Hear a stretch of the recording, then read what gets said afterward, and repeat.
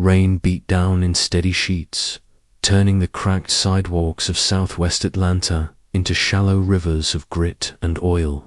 Cars hissed past, indifferent, their tires flinging dirty water onto the curb. 13-year-old Malik Carter moved through it like a shadow, thin, quiet, soaked to the bone. His backpack clung to his spine, heavy with soggy notebooks, and his slippers, the only pair he owned, flapped uselessly with every step, torn and leaking. He winced as each puddle stung his raw feet, but he kept walking, head low, eyes on the uneven ground. Then he saw her. On a splintered bench outside the old food rite, long since boarded up and forgotten, sat an old woman in a drenched floral dress, Mrs. Judith Collins. The neighborhood called her, though she was more ghost than neighbor now. Always alone, always wandering. She was hunched over, weeping into her palms, her grey hair matted to her skull. Her bare swollen feet dangled above the wet pavement. Malik slowed, unsure. He had never spoken to her before, but something in the way her shoulders shook like she was breaking from the inside out made him pause. He stepped closer, careful not to scare her. She looked up, her eyes red-rimmed, confused. "They kicked me out," she whispered, almost apologizing to the rain. "My own son, after everything." Her voice cracked like glass. Malik glanced down at his own soaked slippers. They were useless to him now.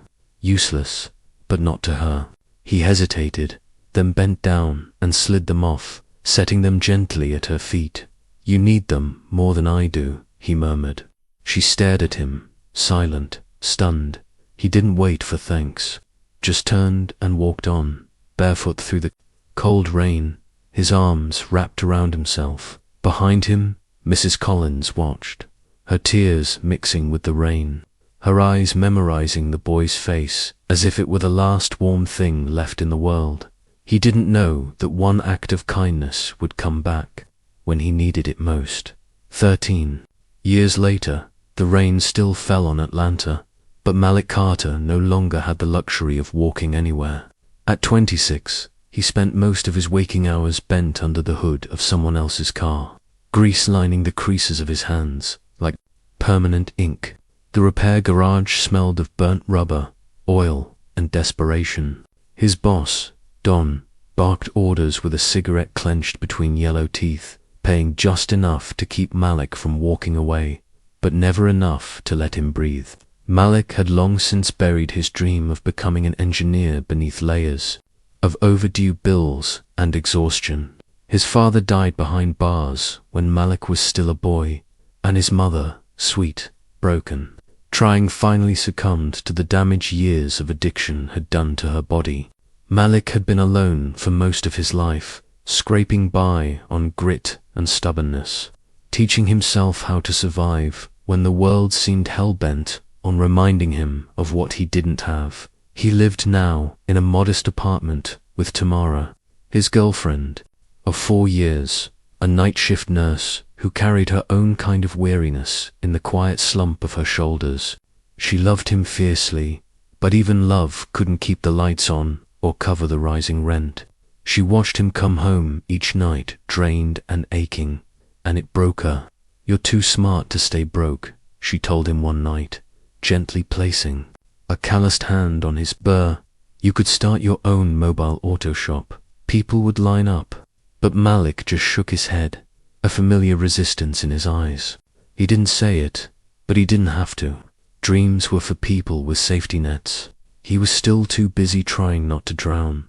Flashbacks bled into his present, uninvited but constant.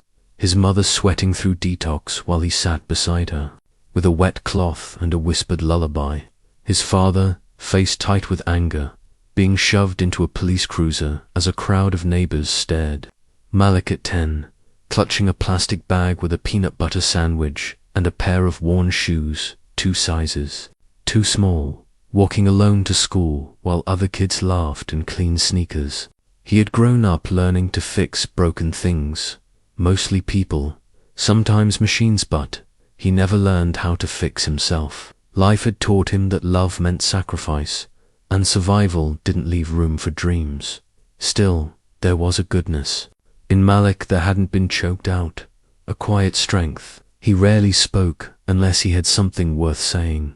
But when a co-worker needed a ride or a stranger needed help lifting a heavy tire, he was the first to step up. Not for praise, because it was right. Loyalty ran in his blood, even if the world hadn't earned it. But lately, something was shifting.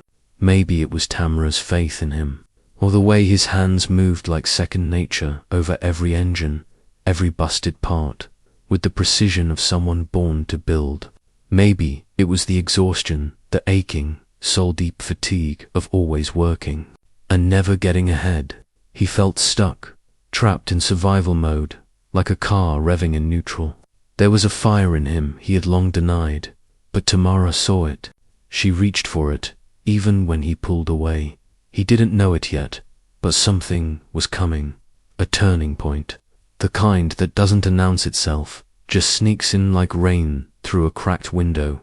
Malik had spent his whole life giving peace of his childhood, his hopes, his time, but he'd never truly believed he was worth receiving.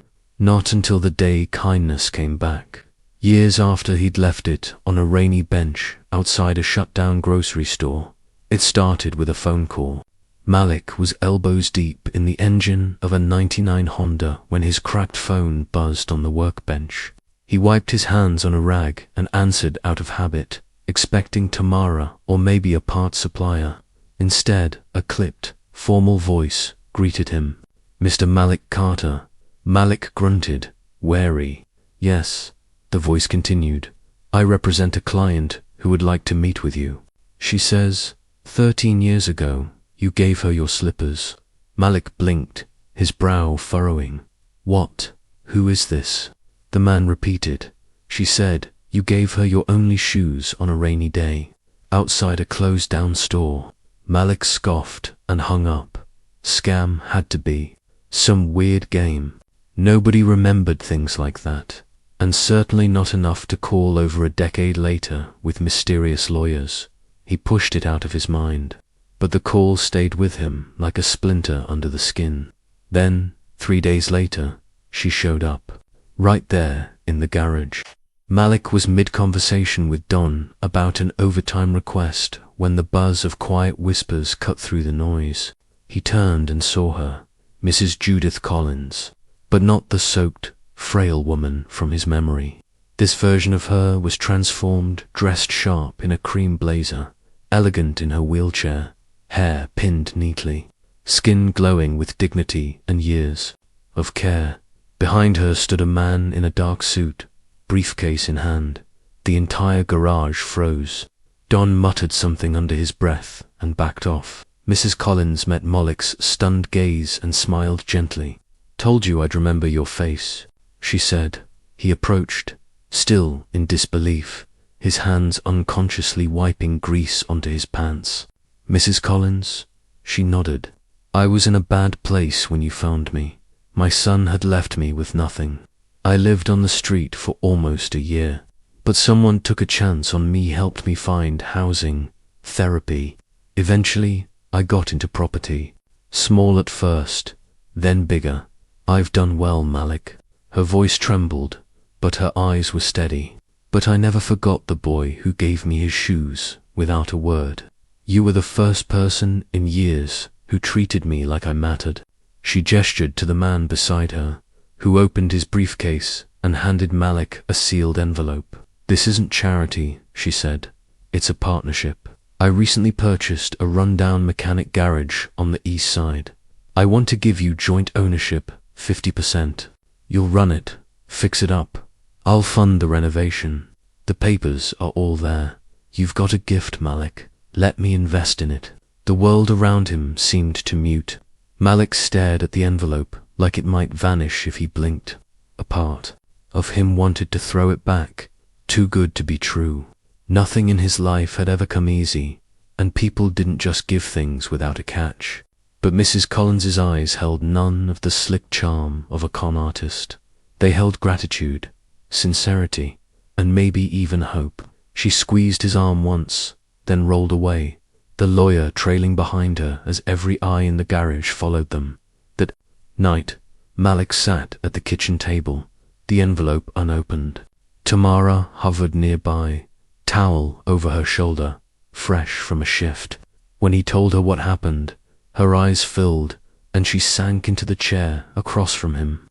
She remembered you after all this time, she whispered. You changed her life, Malik. He looked away. I don't know. It feels ... off. What if it's a setup? What if I screw it up? Tamara reached for his hand. Or what if it's your second chance? What if this is the door you've been waiting on? He didn't answer. The envelope sat between them like a test. And Malik, for the first time in years, didn't know whether to run from the future or reach for it. The garage opened on a crisp spring morning, the rising sun casting gold over the freshly painted sign that read Carter and Collins Auto Repair. Malik stood out front, heart thudding, Judith at his side in her wheelchair, beaming. It was a quiet beginning, no fanfare, just oil-slick hands, a phone line hooked up, and Tamara, inside, tapping away on a laptop, building their website from scratch. Malik didn't notice it at first, but something inside him had shifted. He smiled more, slept a little deeper. Under Judith's mentorship, he began to believe in his own hands, in the knowledge that had lived in his bones for years. Clients trickled in, then word spread. Within weeks, the place buzzed, appointments booked out, Tamara juggling calls, Malik under cars from dawn to dusk. For the first time in his life, Malik wasn't just surviving, he was building, but nothing good came without a shadow. The first sign came through the grapevine. Don, his old boss, was running his mouth at the local auto shops and parts suppliers. Said Malik had stolen his clients, claimed the garage was bought with shady money, that Malik was fronting for something crooked. At first, Malik ignored it. People talked, but then shipments were delayed, suppliers stopped offering discounts, and customers began asking cautious questions. It chipped at Malik's confidence. Judith reassured him, told him people like Don only bark when they feel threatened. But the unease grew. Then came Michael Collins. He arrived in a sleek black SUV, all designer watches and thin smiles, walking into the garage like he owned it. Malik was mid-oil change when Tamara stepped out with tight eyes and whispered, "There's a man here, says he's Judith's son." Malik wiped his hands and went to the front, already tense. Michael was charming on the surface, all polished manners and pleasant tone, but his eyes were cold. "Let's not make this difficult," he said smoothly. "My mother is confused. She's old and she's not well. You think this place is yours, but it's not. She's been taken advantage of." Malik bristled. "She gave me this. It's legal." Michael's smile faltered, just slightly. "We'll see what the courts think." The lawsuit came 2 days later. Michael filed to have Judith declared mentally unfit, citing undue influence and claiming the garage as part of his inheritance. He hired aggressive lawyers, plastered Malik's past all over the filings: his deadbeat father, his mother's addiction, his poverty. Judith tried to stay calm, but the weight wore on her.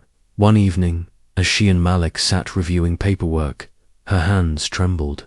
"It's not just the garage," she said. "He wants to erase me. Everything I built. Everything I gave you." That night, she collapsed in her home, rushed to the hospital with chest pains. Malik was there within the hour, pacing the sterile hallway in oil-stained jeans, heart clenched in fear.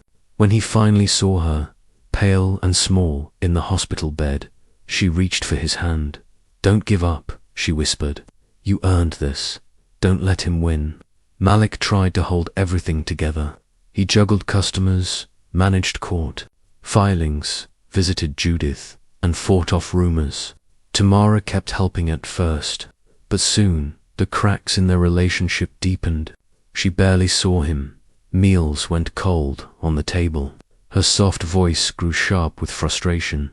"You don't talk to me anymore. I'm here, and you're somewhere else. Always." We're supposed to be building something together, remember? Malik, worn thin, snapped. I didn't ask for any of this. I'm trying to hold it all together for you, for Judith, for everything. Tamara's eyes glistened with unshed tears. Don't let their darkness steal your light, she said, quietly. That's not the man I fell in love with. By the time the court date neared, Malik felt hollowed out. He moved through his days like a machine, barely sleeping, barely eating. Judith's condition remained fragile. The doctors weren't sure if she'd be well enough to testify.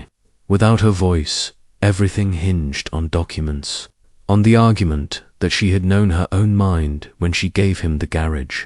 But Michael was relentless, manipulating public perception, leaning into old wounds Malik had spent his life trying to forget. Alone at the garage one night, surrounded by tools and silence, Malik sat on the floor, head in his hands. He had poured every ounce of himself into this place, his hope, his pain, his dreams, and now it might be ripped away, not because he'd failed, but because the past refused to let him rise. He thought of Judith's face in that hospital bed, of Tamara's voice trembling with hurt, of the boy he used to be, the one who gave away his shoes in the rain without expecting anything in return. That boy still lived in him, but now he'd have to fight, not just for the garage, for himself, for the belief that goodness could survive even in the hardest places. And as the court date loomed like a storm cloud over everything, Malik knew one thing: he couldn't back down. Not now, not after coming this far. The courtroom was cold, sterile, humming with the quiet rustle of legal pads and the occasional squeak of leather chairs. Malik sat alone at the defendant's table, wearing the one suit Tamara had helped him pick out months ago, his hands clenched tightly in his lap. Across from him, Michael Collins strutted in with a team of sleek, high-priced lawyers, exuding the smug confidence of a man used to getting his way. He glanced at Malik with a smirk and adjusted his cufflinks like the outcome was already written. The judge entered. Proceedings began. Michael's lawyers spoke first, painting Malik as an opportunist, dredging up his past like it was ammunition. Father in prison, mother an addict, no college degree, no business license at the time of the partnership. This man manipulated a vulnerable, elderly woman, one lawyer declared, voice oiled with false concern. He took advantage of her loneliness and confusion to secure property he could never have earned on his own. Malik stayed silent. He had no big legal team, just the truth and Judith's signature. But when the judge asked if the plaintiff's mother would be testifying, a tense silence followed till the doors opened at the back of the room. Heads turned. A gasp broke the quiet. Judith Collins entered, frail but radiant, seated in a wheelchair pushed by her nurse, her lawyer walking beside her. She looked paler than Malik had ever seen her, but her eyes burned with clarity. She insisted on speaking, her voice shaky but fierce. I was nothing when he found me, she said, addressing the court. Homeless, sick, alone. My own son had discarded me like trash. And then, this boy, a child, he gave me his shoes. He didn't know me. He didn't ask for anything. That act of kindness saved me, gave me the will to survive. Her hand trembled on the armrest, but her voice strengthened. I swore, that day, if I ever got back on my feet, I'd find him. And I did. And when I saw what he had become, a man of integrity, of skill, of quiet strength, I knew he was the one I wanted to build with, not because he needed it, but because he earned it. Michael leapt up, eyes wide with fury. She's delusional, he shouted. She doesn't know what she's saying. This is elder abuse, mental instability. But before the judge could even raise a gavel, Judith's lawyer calmly stood and handed over a thick folder of evidence. Psychiatric evaluations from multiple professionals declaring her sound of mind, medical records charting her recovery, a detailed timeline of her real estate investments, and perhaps most damning, security footage from the past 6 months, showing Malik opening the garage each morning, servicing cars, assisting customers, running the business with integrity and care. The courtroom watched in silence as the footage played a quiet man who worked with his hands and gave his all. When the judge finally ruled, her voice was firm and final. Judith Collins was of sound mind at the time of the business agreement. The garage remained legally and rightfully Malik Carter's. Michael Collins was to be removed from her estate, with no claim to her assets or future holdings. The courtroom murmured. Malik exhaled, a sound somewhere between disbelief and relief. Judith smiled through tears, her hand finding his as the ruling sank in. Outside the courthouse, the sun broke through thick clouds. Michael confronted Malik at the steps, face twisted with rage masked as disdain. "You're nothing but a poor kid with lucky timing," he spat, venom in every syllable. Malik looked at him for a long moment, tired, calm, grounded, and said, quietly, "No, I'm the man your mother wished you'd become." Then he walked down the steps, past reporters, past the noise, into the waiting arms of Tamara, who had come, after all, standing there with tears in her eyes and pride in her smile. Months passed, and the garage that once echoed with the weight of doubt now thrived with purpose. With Judith's continued support, Malik expanded the shop, adding new lifts, better tools, and, most importantly, people. He began hiring young men who reminded him of who he used to be, kids fresh out of group homes, just released from juvenile programs, or those scraping by like he once did. He trained them with patience, paid them fair wages, and built a workplace where no one was judged by where they came from, only by how hard they worked. The walls of Carter and Collins now held laughter, music, and the quiet hum of second chances being forged in grease and steel. Tamara stood beside him through it all, even in the days when everything seemed too heavy to carry. After the lawsuit, they found their way back to each other, not in some grand romantic moment, but in quiet dinners, long walks, and shared glances that said, "We made it." When they finally moved into a better apartment, more bright, with a balcony that caught the sunset, Malik asked her to marry him. No crowd, no ring boxes, just him holding her hand on the steps of their new place, saying, "You're the reason I never gave up. Will you keep building this life with me?" Her answer came with tears and laughter, a simple yes, spoken like a vow that had always lived between them. Judith remained a constant presence, dropping by the garage in her wheelchair with lunch or a story or a gentle reminder to get the paperwork done on time. She never tried to replace the mother Malik had lost, but she became something just as important, the first person in his life who believed in him without asking him to prove anything. Her belief didn't come with conditions, came with trust, and that trust became the foundation on which he rebuilt himself, more than just running a business. Malik began speaking at local schools and community centers, standing in front of kids with the same worn eyes he'd once had. He told them the truth, not just about engines and brake lines, but about surviving grief, about choosing kindness in a world that often didn't return it, about being smart with your hands and sharper with your heart. "You're not where you come from," he'd say. "You're what you decide to build." For the first time in his life, Malik believed in himself not because of success or money, but because he looked around and saw lives changing. He saw young men walking into his shop unsure and walking out with pride. He saw Tamara's joy in their home, heard laughter echo through a garage that had once been quiet with struggle. He had become the man he always wanted to be, not perfect, not invincible, but real, grounded, good. The kind of man who knew what it was to walk barefoot in the rain and what it meant to turn that pain into something better for himself and for everyone who came after. The sun hung low over the city, casting long amber shadows across the concrete as the garage wound down for the day. Malik wiped his hands on a towel, the scent of oil and rubber still thick in the air, when he noticed a boy standing just inside the open bay door. Maybe 12, 13.